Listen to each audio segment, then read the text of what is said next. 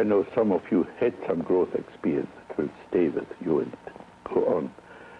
But I would like to give some more general ideas how to work on yourself and on others. And to do this,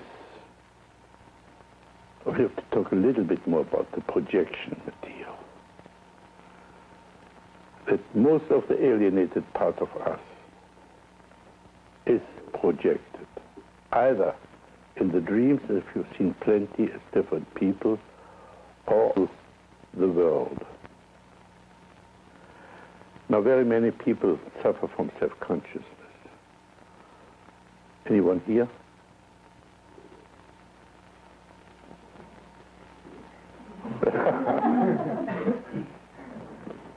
Okay, will you come forward?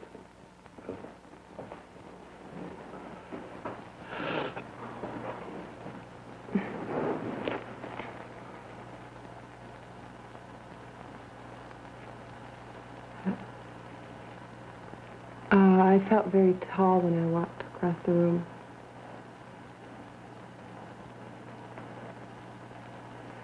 And I feel self-conscious about that. Okay. Take that seat. Play the audience.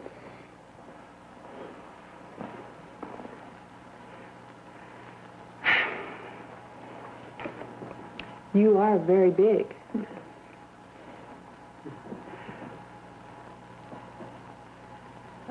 You're a bit awkward, actually. Change seats. Now, watch this. Has anybody noticed when she went up that she was very big? Not a single person. Isn't that amazing?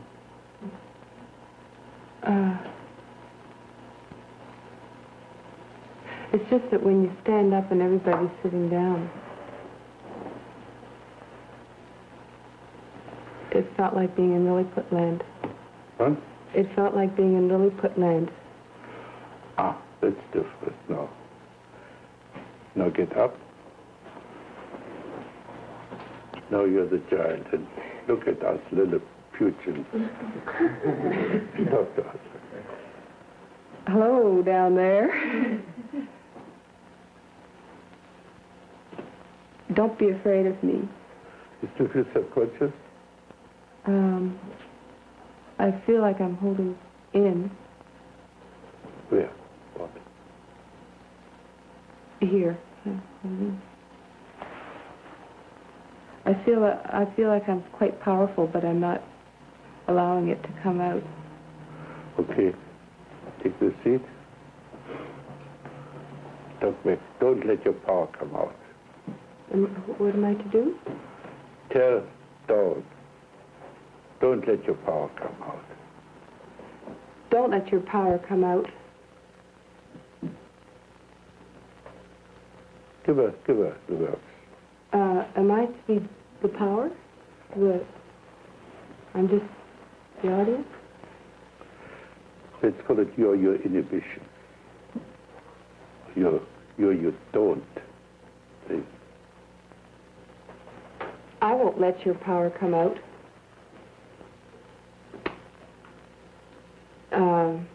Listen to me, because I'm actually protecting you. What will they think if they know what you think about yourself?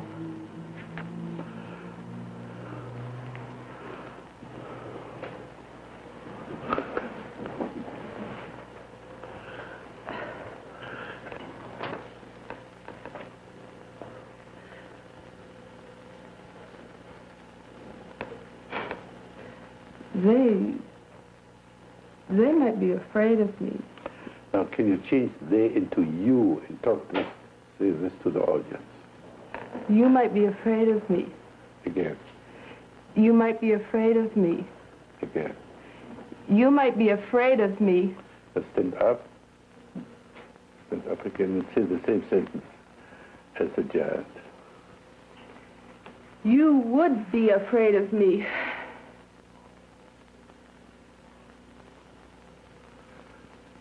You might not be afraid of me. You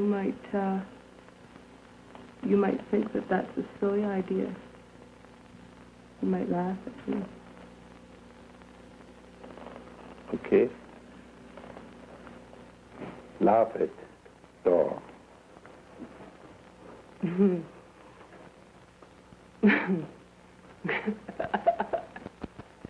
Make fun of her.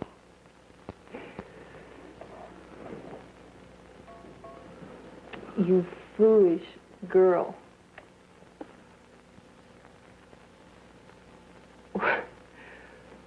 Why can't you just be what you are? Okay, stand up and say this to us. Make fun of us. Tell us how foolish we are.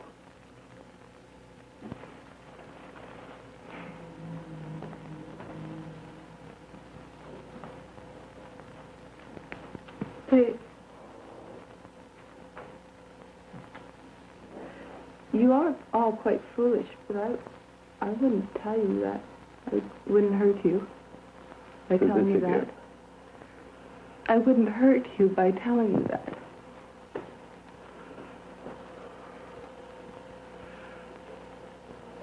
Can you do the reverse? Hurt them? Put they, them in the chair and hurt all.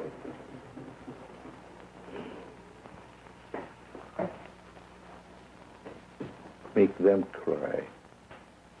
You fools. Here, looking for answers. Daring to think that there are answers. You all look so silly.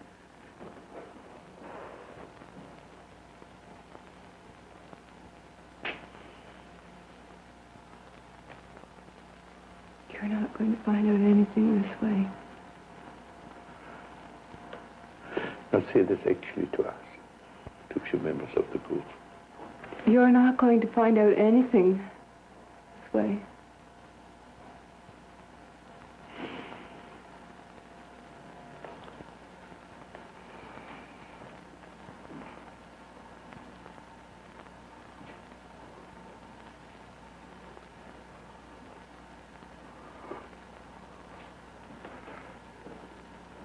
And still you smile. I found out it's phony. You're finding out a lot of things about yourself.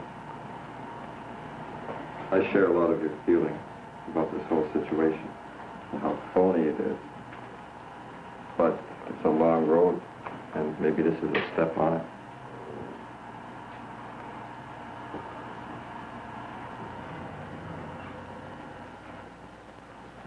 No smile. Smile. How do you feel now?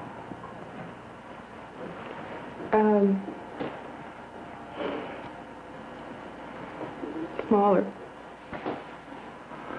Okay, I would like you to put phoniness in that chair and talk to phoniness.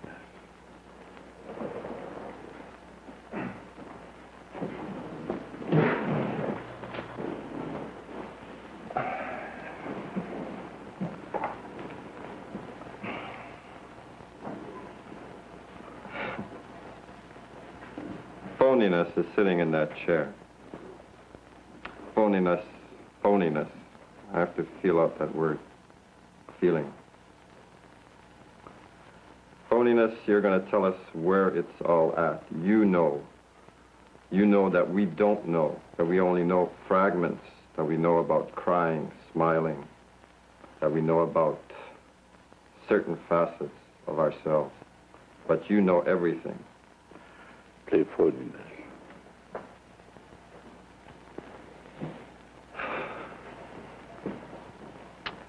Well, it's those little phony games that I'm going to play with all your heads. But they just might mean something. It's up to you. I may be phony, but I want you to realize that you're phony. And perhaps, I'm being phony myself.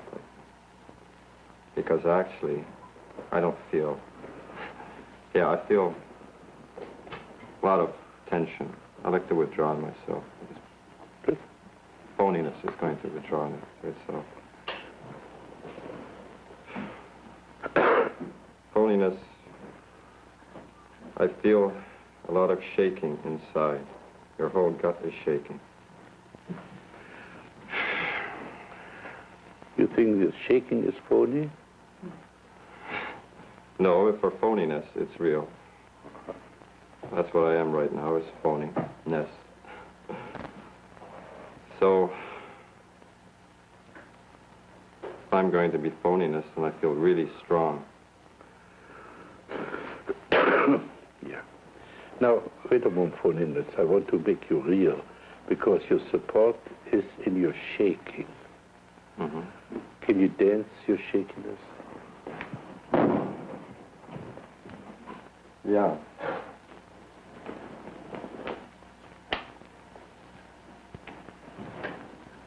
A little bit of it. Yeah, a little bit. So go back, talk to phoniness once more.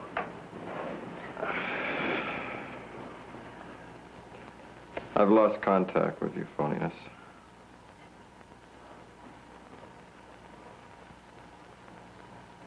I like to feel myself. I feel my heart beating. I don't see, I see a stool. I feel the pain in my feet from having jumped up. That's a real feeling. And I see people in the room, Gordon, Anne, yourself. You. What happened to your smirk? That's big. Yeah. Well, I mean, some smiling may be possible, isn't it? Okay. You know, it's beautiful other polarity, phoniness versus being real, authentic. Now, let's finish up by putting your smirk in that chair. Talk to your smirk. Smirk? I don't like you. But you had crooked teeth behind that. And when they were fixed, you tried to smile. I'd rather see you than what you had before. It was a snarl. Those fucking Germans.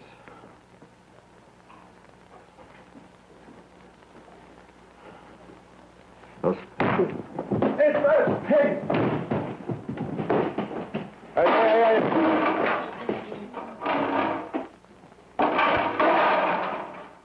Okay. So.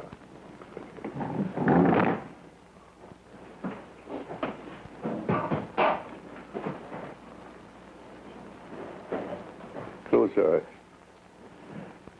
and attend to your breathing.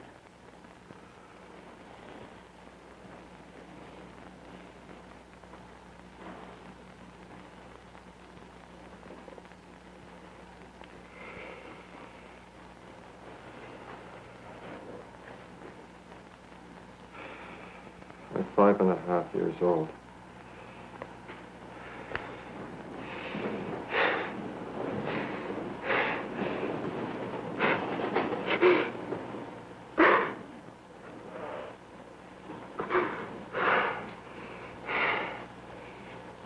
No, I don't believe it.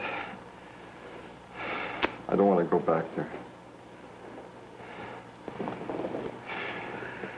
Before you go back, come back to us first. Can you see me? Yeah, I can see you. Are you really see me? Yeah, I see you. You see that, where you are in actual time?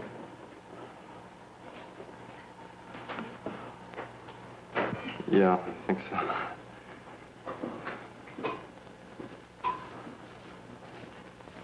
Okay, now close your eyes. You're 5.5 years again. What you encountered there.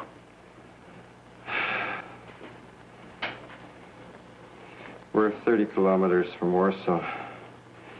They're burning it. They're partisans. There's a fat SS man. He's got a big, ready face. He lifts me on his shoulders.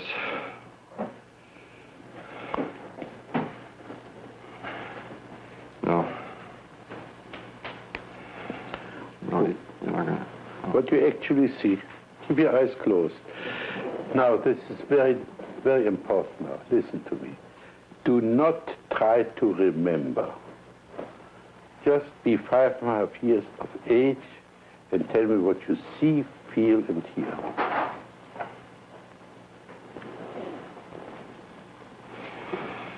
I'm 5.5. I'm in a garden, playing with a friend.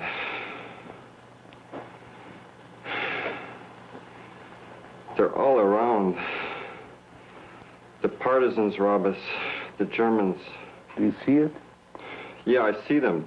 What do you see? There's 3 of them. They're coming to the house. It's a big mansion.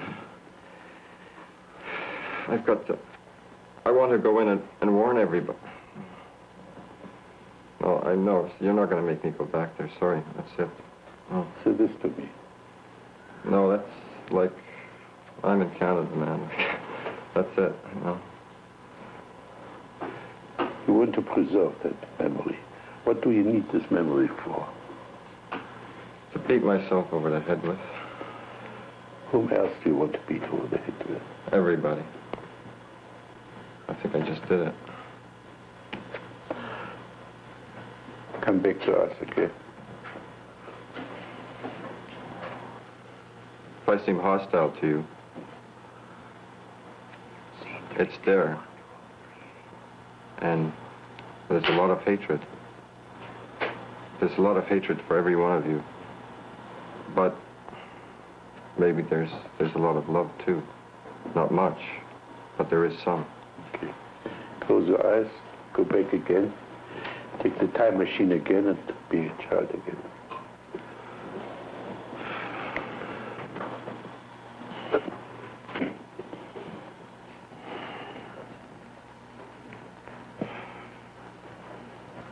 I'm in the corridor of Wilkowice, which is about 30 kilometers from Warsaw. I'm in this corridor. There's an old man at the end of this corridor.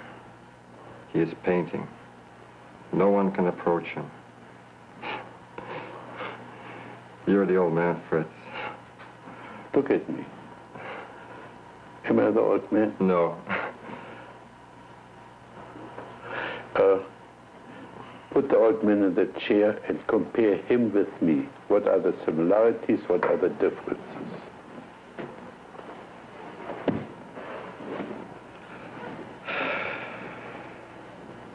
The similarity is that you, old man, when I was 5.5, you are at the end of the hall, and I am approaching you. And Fritz, you seem to be at an end of avenue of people, and I also am approaching you.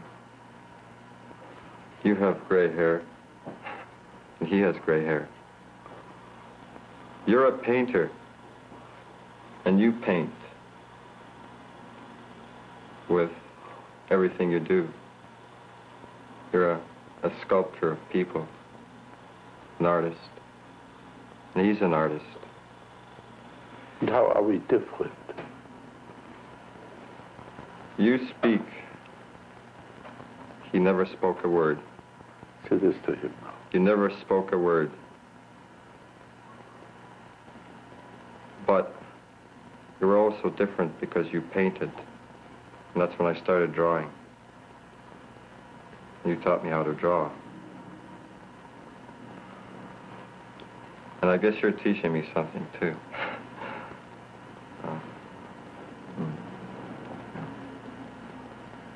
They're 2 different people. Can you realize this now? Oh, yes. Yeah. Yeah. Okay, now go back to the Germans, to the unpleasantness. No. What's your objection? I object. Yeah, what's your objection? That happened a long time ago. You're still carrying it with you. I'll carry it for a long time, probably. Yeah. Can you talk to that memory once more? Say, memory, I won't let you go. I hug you on my bosom, carry you with me day and night. Memory, I'm going to carry you in my bosom day and night. No, that's not true. No, I guess it. I'm retreating into phoniness, perhaps. Chase it. Be the memory.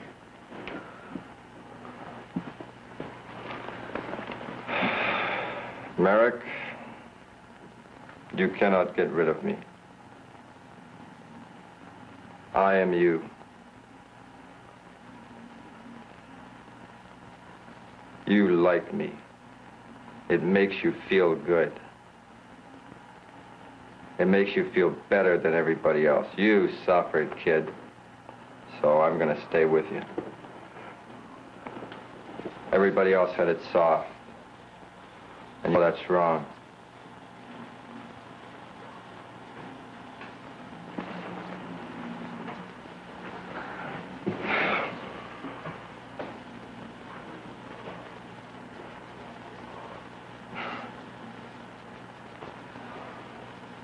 Yeah? What's going on now? Memory slip isn't important. Say bye-bye, memory. See you. Nietzsche once said, memory and pride were fighting. Memory said it was like that, and pride said it couldn't have been. And memory gave in.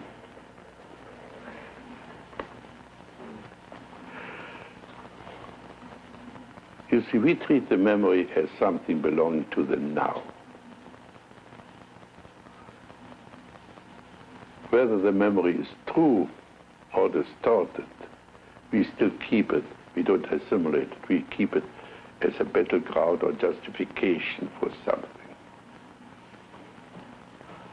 We really don't need it.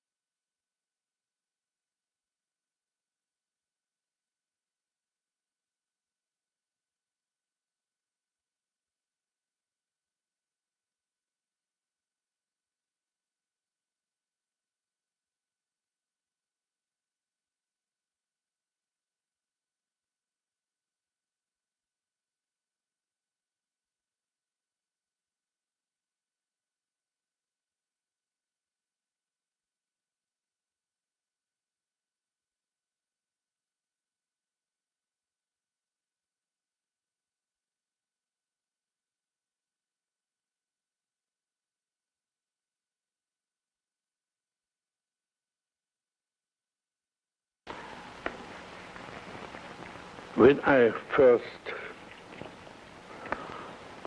broke away from Freud and psychoanalysis, I wrote a book, Ego, Hunger, and Aggression, and I produced, I would say, 3 basic new theories. The awareness theory, the theory of the I, and the theory of aggression. Now you know that the awareness theory is widely accepted in all kinds of names, encounter groups, expanding of consciousness, and so on. The whole awareness kick even is becoming a fad in the United States. A little bit is accepted as the idea of aggression being not a bad thing, but a biological function of the organism, especially of the teeth in assimilation. Aggression is too often equated with hostility and so on. Again, I don't want to go into the details of this theory, only mention that this aggression is required to assimilate the world. If we don't assimilate what's available, we can't make it our own, part of ourself. It remains a foreign body in our system. Something which Freud recognized as introjection. And this leads us to the theory, the ego theory. Freud saw the ego, which in German is the same as I, as a conglomeration of foreign substances, which, if it's true, would always remain a conglomeration of foreign bodies in our organism. Now, here's again where the merit of the Gestalt approach comes in. A Gestalt is always differentiated between foreground and background. In the foreground, relation to the background is called meaning. In other words, according to my idea, as soon as you tear something out of its context, it loses its meaning or distorts its meaning. Now, this figure-background relationship applies very much to the I. The I is an identification symbol. If I say, I'm not hungry, take the context, I want to eat very badly, and I visit a person to whom I feel very hostile. I don't want to accept his hospitality. And he says, would you like to eat something? And I say, I'm not hungry. It's a lie. Now let's assume we're going out for lunch. And ask you, would you like something more after lunch? You say, I'm not hungry. That's true. You identify with your state. So the I is an identification symbol. If I say, I can identify myself with the role I'm playing, I can identify with my computer, or I can identify with my authentic self. So the I mainly indicates the identification function with. Now see how this links up to our whole neurosis treatment. We said in a neurosis, the parts of the personality are alienated.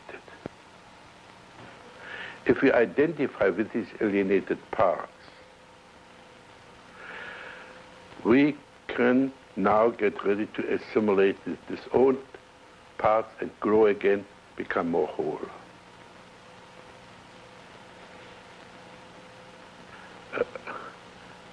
Now I would like to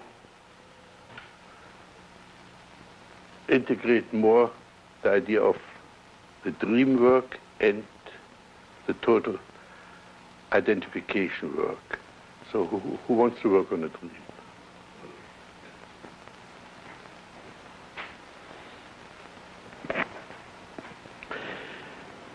This time, I want you, as much as possible, always return to your experiences. Right now, what do you feel right now? You feel Keep your eyes and ears open. Every clue has to be accepted. I feel like taking my shoes off. I feel the need to be clear when I tell my dream.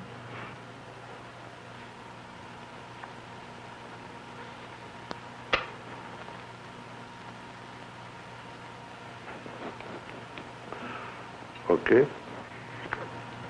The dream, I have to say, I experienced when I was very young, maybe about 8 years old, and I've been experiencing it even lately.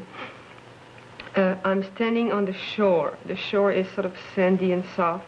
There's wood around me. And in front there's a lake that is very round, but I don't see the other end of the lake where I'm standing right now. But the lake I know is very round. Or I find it out later.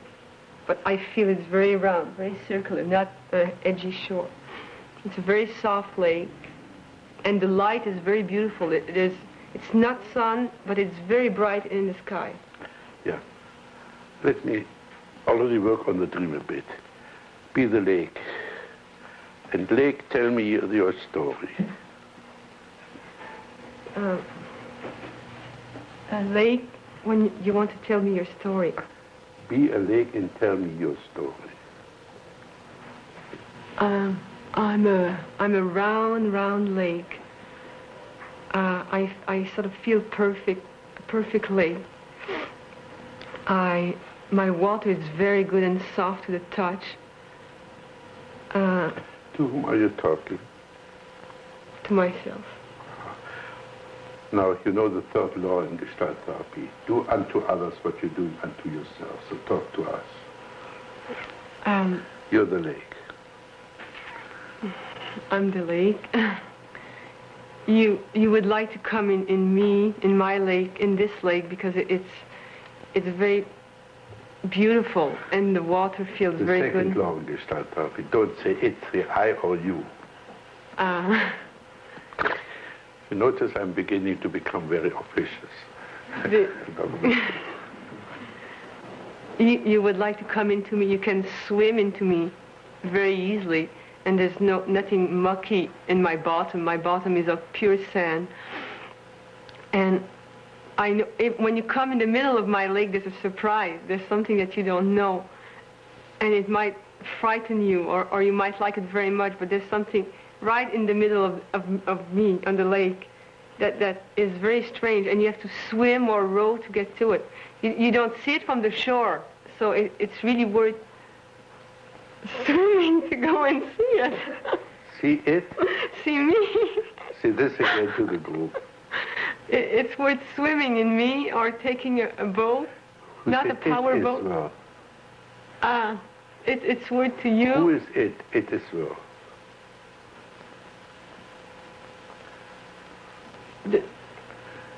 It is worth. Don't say it. I am well. I am worth you swimming or taking a boat to come and see what's in the middle of the lake, because it's a surprise. It is a surprise. I am a surprise that you might not solve the surprise, though. I have in the middle of my lake, I have a statue, or it's a little boy, and he's pouring water. But many people, when I go in that lake and I come to drink the water, I wake up.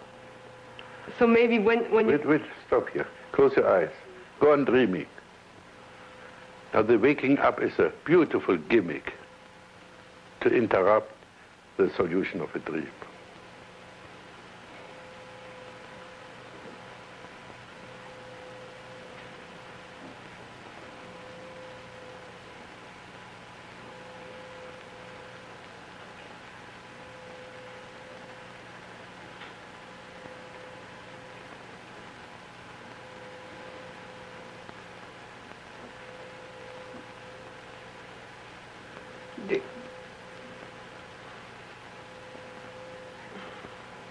You came back to us.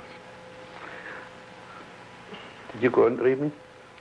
The same dream? It took a long time before I came to the dream. I saw the light in my eyes, and a feeling of very busy. Exaggerate this. Go on. Very busy. Dance it.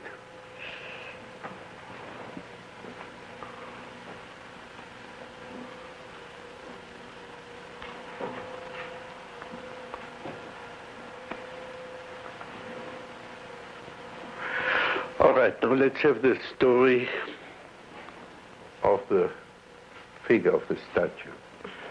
You're now the statue. I'm a statue in the middle of the lake. To whom are you talking? Huh? To whom are you talking? I was trying to talk to Helen.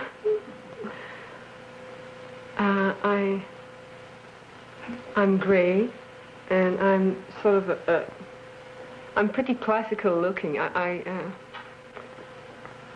looking like most little statue of little boys you would see would look like. And I hold an amphora, or is it a vase that has a small neck and big in the bottom. And I hold it, and though I'm immobile, I pour it. And the water I pour this water in the lake. I don't know where it comes from, but this water is extremely pure, and you would really benefit from drinking this water. You would feel all good all over because you had water on the outside of your body. From the lake, I am sitting in the middle, and the water is really good outside your body. But then I really want you to drink the water I'm giving from my vessel, because it will really make you feel good inside also. But I don't know why, because sometimes you cannot drink it. You just come to drink it. You're all happy, you're swimming, you want to drink it, and then you can't drink it. But I cannot bend to you. I just can keep on pouring my water, and then I'm hoping that you come and drink it. So this again, Priya, the last sentence. I cannot come down and give the water to you. I just can keep on pouring it and hoping that you'll come and drink it. I just can keep on pouring it. Okay. Now play the water. Tell us. You know the water. In the vessel. Yeah, the water in the vessel. What's your script? What's your story, water?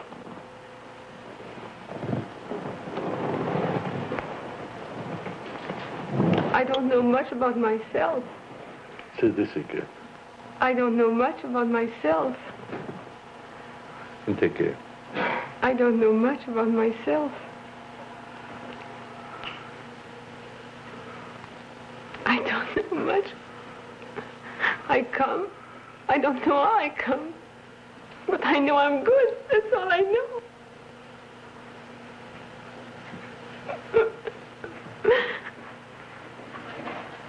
I would like you to drink me because I know I'm good. I don't know where I come from. I'm in that big vase. It's black vase. Now get up, say this to each one of us. Stand up. Go to each one of us and tell us this. Here's the water. I'm water in a vase.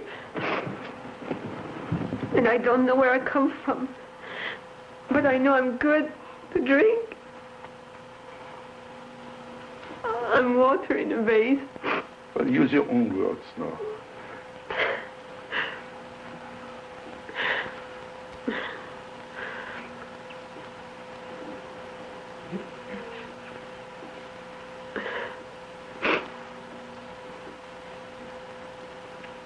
I look like water, and they call me water. And I'm just there in the vase. And there's no hole in the vase. I don't know where. Nobody. I'm just there all the time, and I'm just pouring out. And I'd like you to drink me. Go on to the next. I'm there. And I'm white and pure. And if you ask me where I come from, I cannot tell you, but it's a miracle. I always do. It always comes out, keeps on, just for you to drink me. I cannot tell.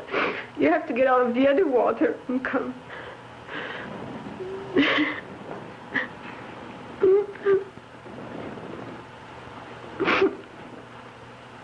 I'm in a vase, and I don't know where I come from. But I'm coming out all the time, and you have to drink me a little bit of it.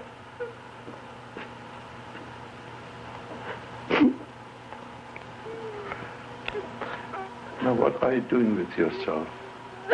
holding myself. Do this to me.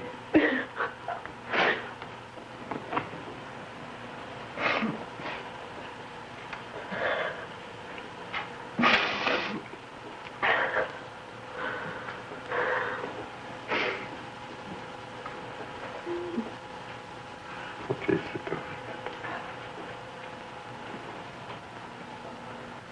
So what do you experience now?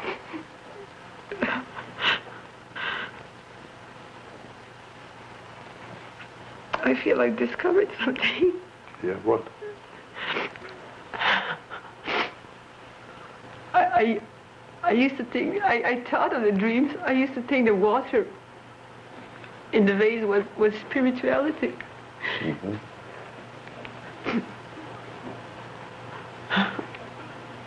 The beauty of birth and death is so, it's such a mystery for me, the beauty of life, and I thought that the vase was the secret, and I wasn't high enough to drink the water. That's why I woke up. When I was very small, it didn't bother me. I was just happy of swimming. I didn't care not drinking the water, waking up. But as I grew older, I got more and more resentful not to be able to drink the water.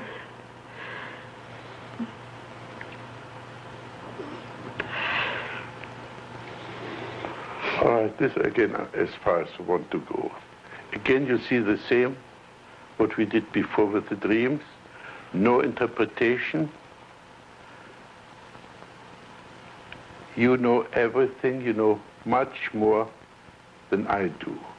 And all my interpretation only would mislead you.